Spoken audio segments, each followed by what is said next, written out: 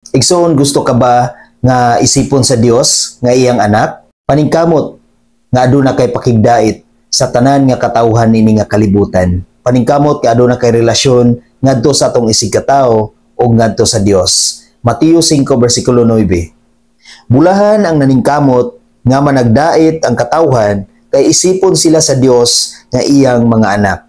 Muna igsoon, kung gusto ka nga isipon sa Dios nga iyang anak, maningkamot kita nga aduna kitay relasyon ngadto sa Dios ug ngadto sa atong isigkatawo. Wada ang pakiglalis ngadto sa uban, wada ang pakigdebate ngadto sa uban. Humble yourself ug ipataas ang ngalan sa Ginoo sa kanunay ug wala kay laing ngalan nga ipataas. Ug gusto ka igsuon nga isipon sa Dios nga iyang anak ug pinaagi niya na igsuon aduna kitay pakigdait ngadto sa ubang katawhan nining kalibutan ug aduna kitay maayo nga relasyon ngadto sa mga katawhan ug ilabi na gayud ngadto sa Dios ug pinaagi ni ana ang Dios mahimuot kay kanato ug isipon kita niya nga iyang mga anak.